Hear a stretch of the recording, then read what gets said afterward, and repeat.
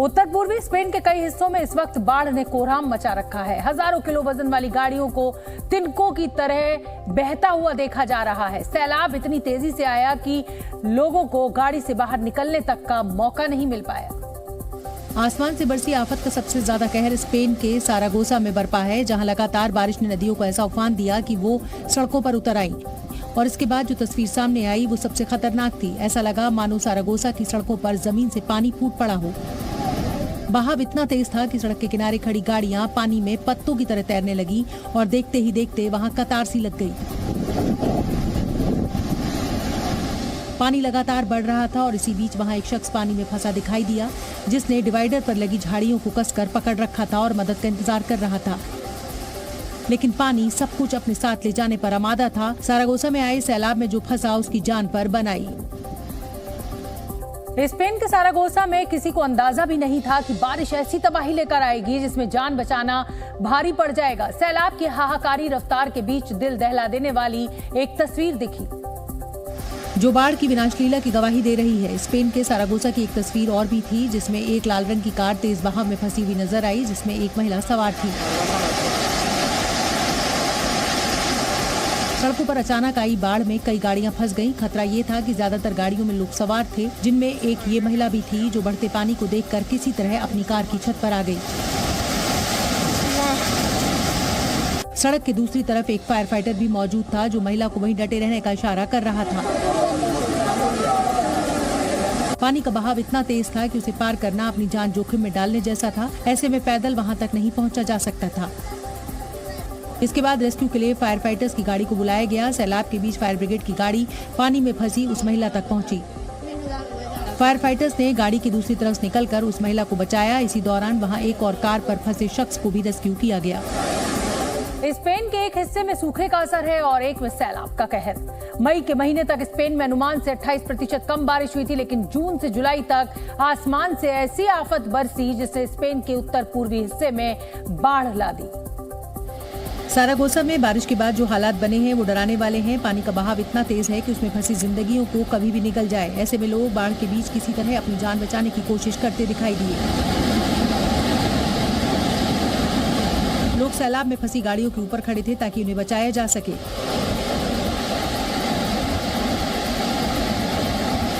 सड़कों पर बैरिकेड्स और गाड़ियां ऐसे बह रही थी मानो कागज जैसी हल्की हो, और पानी था कि हर खाली जगह पर कब्जा करता जा रहा था। ये तो सिर्फ सड़कों का हाल था। रिहायशी इलाकों में बाढ़ के तांडव की अलग ही तस्वीर थी। इमारतों की पहली मंजिल पूरी पानी में थी और ये पानी रुका हुआ नहीं बल्कि तेजी से बह रहा था, ठीक ऐसे जैसे कोई झरना बह रहा हो।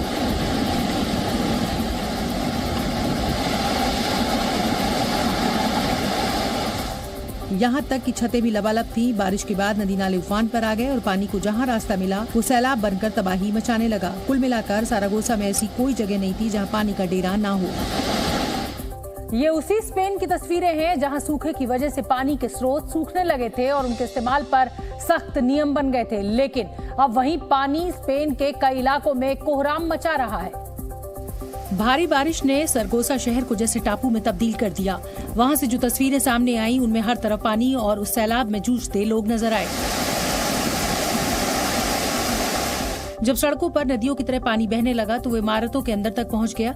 कई जगह तो बेसमेंट में झरने की तरह पानी गिरता दिखाई दिया।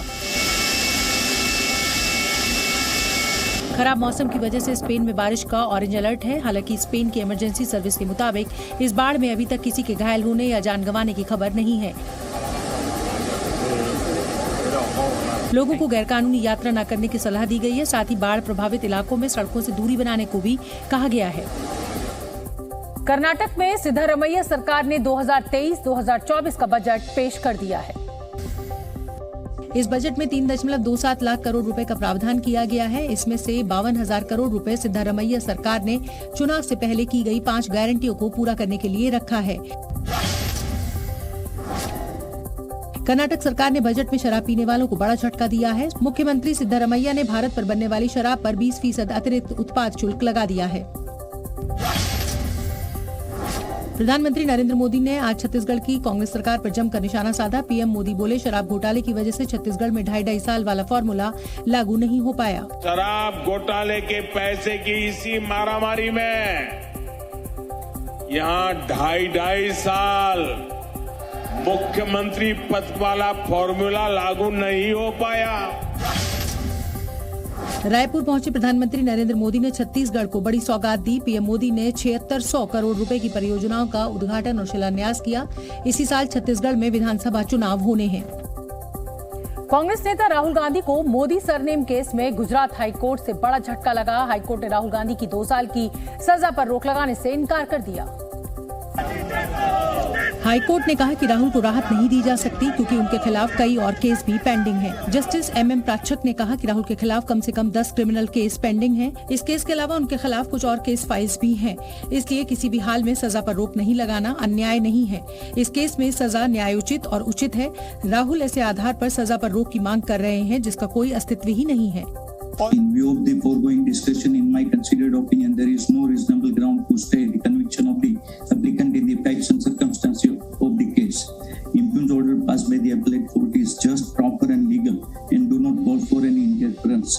इस टिप्पणी के बाद हाईकोर्ट ने राहुल की याचिका को खारिज कर दिया। राहुल गांधी पर गुजरात हाईकोर्ट के फैसले के खिलाफ कांग्रेस सुप्रीम कोर्ट जाएगी। सुप्रीम कोर्ट के वकील और कांग्रेस नेता अभिषेक मनु सिंघवी ने इस पूरे मामले में राहुल गांधी का बचाव किया। उन्होंने सुप्रीम कोर्ट से न्याय मिलने की उम्मीद भी जताई। हमें विश्वास है अंत में कि न्यायपालिका सत्य का ही साथ देगी। अहंकारी सत्ता को अंत में एक कड़ा जवाब मिलेगा हमारे अंतिम निर्णय से, जिसकी तरफ हम अग्रसर होंगे अब उच्चतम न्यायालय में। गुजरात हाईकोर्ट का फैसला आते ही देश के कई हिस्सों में कांग्रेस कार्यकर्ताओं ने प्रदर्शन शुरू कर दिया, जिसकी शुरुआत अहमदाबाद से हुई। जहां कांग्रेस कार्यकर्ता सड़कों पर उतर आए। इस दौरान उनके हाथों में प्ले कार्ड थे जिनमें राहुल का हाथ लोकशाही के साथ और डरो मत जैसे नारे लिखे हुए थे। इस दौरान कांग्रेस नेताओं ने उम्मीद जताई कि सुप्रीम कोर्ट से राहुल को न्याय मिलेगा। राहुल गांधी जी के केस में तो कुछ दम ही नहीं है, कुछ ने कुछ गलत किया ही नहीं। मुझे पूरा विश्वास है वहाँ से न्याय मिलेगा। राहुल के खिलाफ आए फैसले की खबर मिलते ही दिल्ली में कांग्रेस मुख्यालय में भी कार्यकर्ता जुटने शुरू हो गए। यहाँ पर कार्यकर्ताओं ने नारेबाजी करके राहुल के प्रति समर्थन जताया। राहुल गांधी की आवाज को आप दबा नहीं सकते। ये राजनीतिक मामला है और राजनीतिक मामले में सरकार जितने प्रयास करना चाहती है कर ले। सच्चाई को आप जितना दबाओगे सच्चाई उतनी ताकत से उभर के देश के सामने आएगी। जयपुर में भी बड़ी संख्या में कांग्रेस कार्यकर्ता सड़कों पर उतरे। इस दौरान कांग्रेस नेताओं ने आरोप लगाया कि बीजेपी देश को कमजोर करने की कोशिश कर रही है। बीजेपी जो षड्यंत्र कर रही है वो देश के खिलाफ है षड्यंत्र। जनता को, लोकतंत्र को कमजोर करने की साजिश है। देश को समझना पड़ेगा। चेन्नई में भी कांग्रेस कार्यकर्ताओं ने सड़क पर उतरकर प्रदर्शन किया और केंद्र सरकार के खिलाफ नारेबाजी की। पाकिस्तान पहले से ही आर्थिक संकट में फंसा है और उस पर विदेशी कर्ज भी बढ़ता जा रहा है। लेकिन अब एक ऐसी खबर आई है जिससे साबित हो जाता है कि IMF की मदद और रूस से सस्ता तेल लेने के बावजूद पाकिस्तान की हालत नहीं सुधरने वाली। यूरेशियन टाइम्स की एक रिपोर्ट के मुताबिक पाकिस्तान की सेना ईंधन की कमी से जूझ रही है। सेना के पास ट्रेनिंग, रिजर्व फ्यूल और जरूरी साजो सामान की कमी हो गई है। यूरेशियन टाइम्स की माने तो पाकिस्तानी सेना के director general of military training ने सभी फील्ड फॉर्मेशन और हेडक्वार्टर्स को एक चिट्ठी लिखी है। इसी चिट्ठी में दिसंबर तक सभी मिलिट्री एक्सरसाइज यानी युद्धाभ्यास कैंसिल करने की बात कही गई है। आंतरिक सैन्य अभ्यास और युद्धाभ्यास के लिए ट्रेनिंग, रिजर्व फ्यूल का इस्तेमाल किया जाता है, लेकिन सस्ता तेल खरीदने के बावजूद पाकिस्तान के पास ट्रेनिंग, रिजर्व फ्यूल की कमी हो गई है। वहीं विशेषज्ञों के मुताबिक एक पाकिस्तानी T-80 टैंक हर किलोमीटर पर 2 लीटर तेल की खपत करता है, तो शायद इसीलिए पाकिस्तान ने सभी बख्तरबंद और मैकेनाइज्ड वॉर एक्सरसाइज को कैंसिल कर दिया है। जानकारों की माने तो हर देश की सेना को अपनी जरूरत के हिसाब से गोला बारूद और ईंधन का रिजर्व रखना होता है। मसलन वॉर रिजर्व फ्यूल यानी जंग लड़ने के लिए पर्याप्त ईंधन के स्तर को बनाए रखना पड़ता है। जबकि सैनिकों की ट्रेनिंग के लिए ट्रेनिंग, रिजर्व फ्यूल के तौर पर ईंधन इकट्ठा करके रखना होता है। लेकिन आर्थिक संकट का असर पाकिस्तान की सेना पर भी पड़ रहा है। पाकिस्तान की सेना ट्रेनिंग, रिजर्व फ्यूल की कमी से जूझ रही है और वो युद्धाभ्यास के लिए वॉर रिजर्व फ्यूल का इस्तेमाल नहीं करना चाहती। इससे पहले 23 मार्च को तेल की किल्लत की वजह से ही पाकिस्तानी सेना ने पाकिस्तान डे पर आयोजित होने वाले ज्वाइंट सर्विस परेड का आयोजन इस्लामाबाद में स्थित राष्ट्रपति भवन ऐवान सदर में आयोजित की थी। परेड पहले के मुकाबले बहुत छोटी थी, जिसमें सैनिकों का दस्ता तो मौजूद था लेकिन बहुत कम हथियारों का प्रदर्शन किया गया। यही नहीं, काफी कम संख्या में एयरक्राफ्ट्स ने फ्लाई पास्ट में हिस्सा लिया। पाकिस्तान की जनता महंगाई की मार से करहा रही है। IMF की शर्तों को मानते हुए शहबाज शरीफ सरकार ने सब्सिडी खत्म करने के साथ साथ कई चीजों की कीमतें तो बढ़ा दी, लेकिन ये नहीं सोचा कि पहले से महंगाई की चक्की में पिस रही जनता अब क्या करेगी। लिहाजा हुआ ये कि पेट्रोल डीजल की कीमतों के साथ खाने पीने की चीजों के दाम भी आसमान छूने लगे। फल, सब्जी, अनाज, लगभग हर चीज जनता की पहुंच से दूर होने लगी। पाकिस्तान में अदरक 950 रुपए प्रति किलो, लहसुन 500 रुपए प्रति किलो, नींबू 200 रुपए प्रति किलो, सेब 500 रुपए प्रति किलो, आम 300 रुपए प्रति किलो, चिकन 600 रुपए प्रति किलो, जबकि अंडे 250 रुपए दर्जन बिक रहे हैं। वैसे अभी तो पाकिस्तान में महंगाई ने सिर्फ अंगड़ाई ली है। जैसे जैसे पाकिस्तान की हुकूमत IMF की शर्तों पर और ज्यादा अमल करेगी, वैसे वैसे महंगाई अपना शिकंजा कसती जाएगी। पाकिस्तान में पेट्रोल और डीजल के लिए 262 रुपए, जबकि केरोसिन तेल के लिए 164 रुपए प्रति लीटर तक की कीमत अदा करनी पड़ रही है। यही नहीं, पाकिस्तान में गाड़ियों जैसे मोटरसाइकिलों और कारों की कीमतों में भी भारी इजाफा हुआ है। मतलब ये कि पहले तो गाड़ी खरीदने के लिए मोटी रकम दो, फिर तेल भरवाने के लिए जेब ढीली करते रहो। डॉलर सस्ता होने के बावजूद गाड़ियों और मोटरसाइकिलों की कीमतों में इजाफा किया। कंपनी की गाड़ियां 4 लाख रुपए तक महंगी कर दी गई। ऑटोमोबाइल से लेकर ऐसा कोई सेक्टर नहीं जिस पर महंगाई की मार ना पड़ी हो, लेकिन पाकिस्तान की हुकूमत को अब भी लगता है कि सब कुछ बहुत जल्द ठीक हो जाएगा। यही वजह है कि पाकिस्तान की जनता सरकार को कोस रही है। कुल मिलाकर ये कहना गलत नहीं होगा कि IMF से कर्ज मिलने के बावजूद पाकिस्तान की हालत नहीं सुधरने वाली है। वो कंगाल था, कंगाल है और आगे भी कंगाल ही रहेगा। पश्चिम बंगाल से सिकंदराबाद जा रही फलकनुमा एक्सप्रेस में आग लग गई। आग लगने के बाद यात्रियों में अफरा तफरी मच गई। देखते ही देखते आग इतनी तेज हो गई कि ट्रेन के 3 डिब्बे जलकर खाक हो गए। गनीमत रही कि इस हादसे में किसी की जान नहीं गई और सभी यात्री सुरक्षित बताए जा रहे हैं।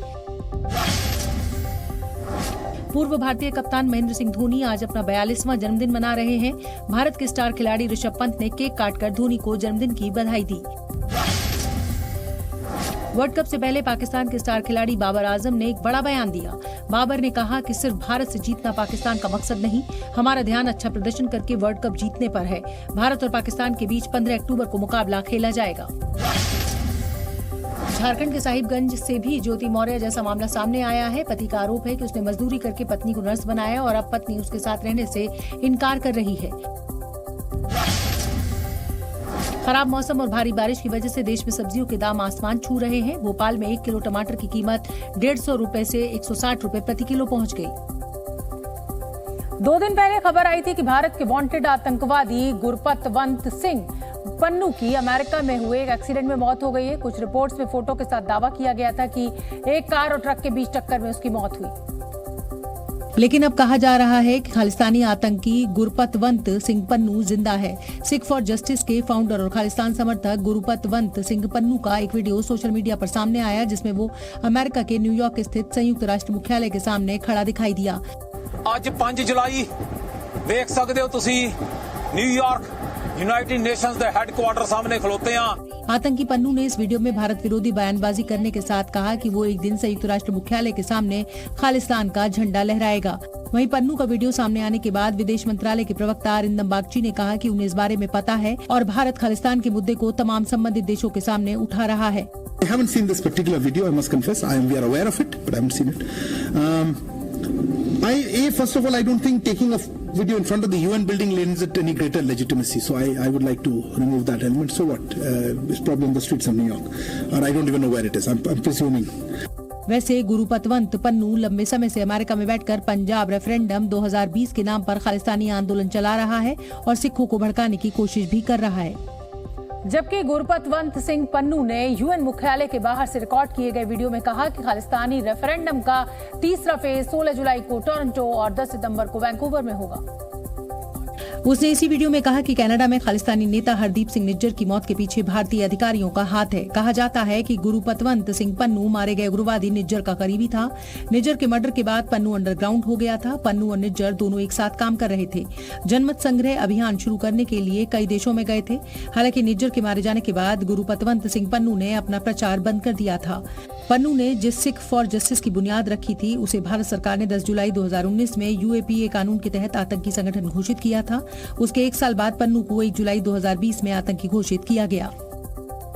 फेसबुक की पेरेंट कंपनी मेटा के नए सोशल मीडिया ऐप थ्रेड्स को लेकर दुनिया के दो दिग्गज अब आमने सामने हैं। ट्विटर के सीईओ एलन मस्क ने मेटा के सीईओ को कानूनी कार्रवाई की धमकी दी है। एलन मस्क के वकील एलेक्स स्पाइरो ने मार्क जकरबर्ग को चिट्ठी लिखकर थ्रेड्स के मामले में अपनी आपत्ति दर्ज करवाई है। चिट्ठी में आरोप लगाया गया है कि जकरबर्ग ने ट्विटर के उन पूर्व कर्मचारियों को नौकरी पर रखा जो ट्विटर के कई सीक्रेट्स जानते थे। एलन मस्क ने ट्विटर को खरीदने के साथ ही सीईओ पराग अग्रवाल समेत सैकड़ों कर्मचारियों को रातों रात नौकरी से निकाल दिया था। एलन मस्क ने थ्रेड्स या जकरबर्ग का नाम लिए बगैर एक ट्वीट भी किया जिसमें उन्होंने लिखा कि प्रतिस्पर्धा ठीक है, धोखेबाजी नहीं।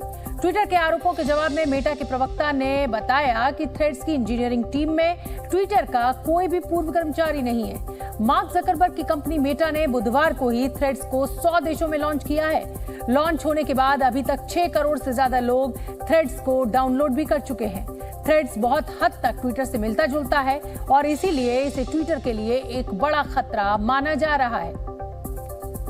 मॉनसून की मार से इस समय देश के कई राज्य बेहाल हैं। आसमान से ऐसी आफत बरस रही है कि लोगों की जान पर बनाई है। भारी बारिश का सबसे ज्यादा असर इस समय पहाड़ी इलाकों में देखा जा रहा है, जिसकी वजह से लोग भारी दिक्कतों के बीच फंस गए। उत्तराखंड के धारचूला इलाके में बादल फटने से हालात इतने ज्यादा खराब हो गए कि वहां 2 इलाकों को जोड़ने वाला एक पुल बह गया, जिससे करीब 200 से ज्यादा लोग तबाही के मलबे के बीच फंस गए।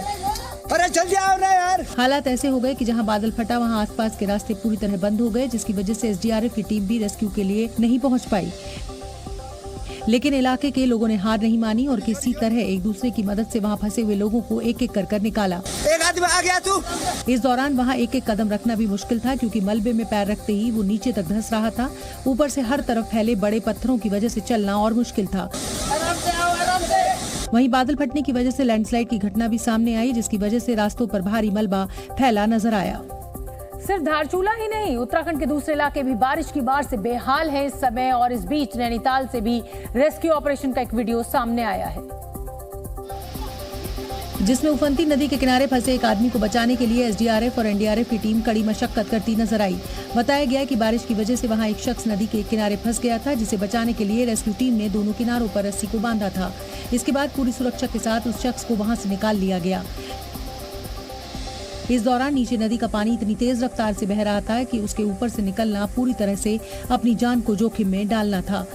इस बीच उत्तराखंड के चमोली से भी एक वीडियो सामने आया, जिसमें देखा कि पुल टूट जाने की वजह से उफनती नदी के ऊपर से 3 लड़के एक लकड़ी के पट्टे के ऊपर से बाइक को पार कराते दिखे। नीचे नदी का पानी काफी तेज रफ्तार से बह रहा था, जिससे खतरा इतना ज्यादा था कि अगर कदम जरा भी लड़खड़ाए तो सीधे पानी के बहाव में बह जाते। भारी बारिश की वजह से चमोली, बद्रीनाथ समेत वहां 18 सड़कें बंद हैं, जिसका सीधा असर आवाजाही पर पड़ रहा है। लिहाजा लोग जान जोखिम में डालकर नदी पार करने को मजबूर दिखे। झमाझम बारिश की वजह से उत्तराखंड का हल्द्वानी भी पानी पानी हो गया। सड़कों पर ऐसा सैलाब कि वो अपने साथ सब कुछ बहा कर ले गया। वहां चोरगलिया इलाके में एक कार पानी के बहाव में फंसकर बह गई, जिसका एक वीडियो भी सामने आया, जिसमें देखा कि कार पानी के ऊपर ऐसे बह रही थी कि मानो वो कार नहीं बल्कि एक नाव हो। गाड़ी तो नाव बन गई, पूरी नाव की तरह चल रही है। बताया गया कि भारी बारिश की वजह से वहां बरसाती नाला उफान पर आ गया, जिसका पानी वहां सड़कों पर आ गया और इसी पानी के बहाव में कार फंस गई और फिर बहती चली गई। गनीमत ये रही कि ड्राइवर कार के बहने से पहले ही निकल पाने में कामयाब हो गया था। सिर्फ कार ही नहीं, पानी के रास्ते में जो भी आया वो अपने साथ सब कुछ बहा कर ले गया। पेड़ पौधे सब पानी में बहते नजर आए। वहीं हल्द्वानी के दूसरे इलाके भी पानी में डूबे नजर आए। कुछ देर की बारिश से पूरा शहर टापू बन गया। सड़कों पर ऐसा सैलाब आया कि वहां पैदल चलना तक मुश्किल हो गया और गाड़ियों की रफ्तार पर भी पूरी तरह से ब्रेक लग गया।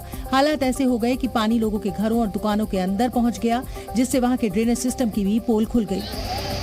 बारिश और बाढ़ की मार से पहाड़ी इलाकों समेत केरल, कर्नाटक और देश के दूसरे हिस्से भी जूझ रहे हैं, जहां नदियों का जलस्तर बढ़ने से कई तरह की मुश्किलें खड़ी हो गई हैं, जिसमें यूपी का लखीमपुर भी शामिल है, जहां शारदा नदी का जलस्तर बढ़ने से नदी किनारे बसे घर कटान की वजह से पानी में समा गए। कटान की वजह से मकान का पूरा हिस्सा भरभरा कर नदी के पानी में देखते ही देखते समा गया। कर्नाटक के चिकमंगलूर से भी जमीन धंसने की तस्वीर सामने आई, जिसमें देखा कि एक शख्स के पैरों के नीचे की जमीन अचानक धंस गई। हालांकि गनीमत ये रही कि समय रहते वो तेजी से पीछे की तरफ दौड़ गया। केरल के आलपुझा में भी बारिश से हालात बिगड़ गए हैं। पूरा शहर टापू की तरह नजर आ रहा है। लोगों के घरों में पानी भर गया। सड़कों पर खड़ी गाड़ियां पानी में डूबी नजर आईं। सड़कों पर पानी ऐसे बह रहा था कि मानो वहां कोई नदी बह रही हो, जिसकी वजह से लोगों की आवाजाही पर भी पूरी तरह से ब्रेक लग गया। वहीं जो लोग निकले भी वो भी कमर तक भरे पानी में डूबकर चलने को मजबूर दिखे। सड़कें, मकान, दुकान सब पानी में डूबे दिखे। देश का सर्वश्रेष्ठ इंजीनियरिंग इंस्टीट्यूट अब विदेश पहुंचने वाला है। बात हो रही है आईआईटी यानी इंडियन इंस्टीट्यूट ऑफ टेक्नोलॉजी की। जानकारी के मुताबिक आईआईटी पहली बार देश के बाहर अपना कैंपस खोलेगा और इसकी शुरुआत आईआईटी मद्रास के पहले फॉरेन कैंपस से होगी, जो कि अफ्रीकी देश तंजानिया के जंजीबार में खुलेगा। आईआईटी मद्रास के जंजीबार कैंपस के लिए भारतीय शिक्षा मंत्रालय और तंजानिया सरकार ने 5 जुलाई को एक एमओयू यानी सहमति पत्र पर दस्तखत किए। बताया गया कि इस साल अक्टूबर तक आईआईटी के जंजीबार कैंपस में पढ़ाई शुरू करने की योजना है। दरअसल नेशनल एजुकेशन पॉलिसी यानी राष्ट्रीय शिक्षा नीति 2020 शिक्षा के अंतर्राष्ट्रीयकरण पर केंद्रित है, जिसमें ये सिफारिश की गई है कि देश के बेहतरीन संस्थानों और विश्वविद्यालयों के कैंपस दूसरे देशों में भी खोले जाएं। देश के अलग अलग शहरों में अभी कुल 23 आईआईटी कैंपस हैं, जहां से हर साल हजारों छात्रों को इंजीनियरिंग की डिग्री मिलती है। आगे बढ़ेंगे और बात करेंगे अगली खबर की। सरकारी अफसर बनने के बाद पति से दूरी बनाने के आरोपों से घिरी एसडीएम ज्योति मौर्य का मामला अब थाने तक पहुंच गया है। उन्होंने अपने पति आलोक मौर्य और उनके घरवालों के खिलाफ गंभीर धाराओं में केस दर्ज करवा दिया है, जिसमें ज्योति मौर्य ने दहेज उत्पीड़न का भी आरोप लगाया है। ज्योति मौर्य ने अपनी शिकायत में पति आलोक मौर्य और उसके परिवार वालों पर दहेज में फॉर्च्यूनर कार मांगने का आरोप लगाया। इसके अलावा उन्होंने आलोक मौर्य के खिलाफ फर्जी वीडियो और ऑडियो क्लिप बनाकर उन्हें बदनाम करने का भी आरोप लगाया है। ज्योति मौर्य की शिकायत पर पुलिस ने जांच शुरू कर दी है और उनसे अपनी शिकायत के मामले में सारे सबूत पेश करने को कहा है।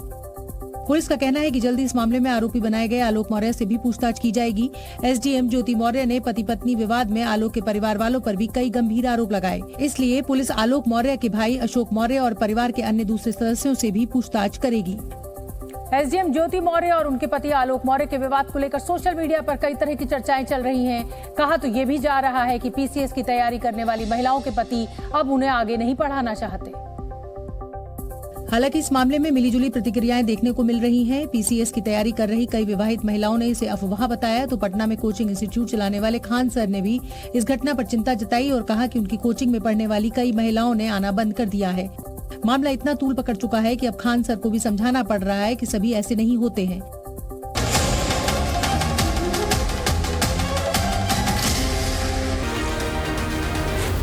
Zee News.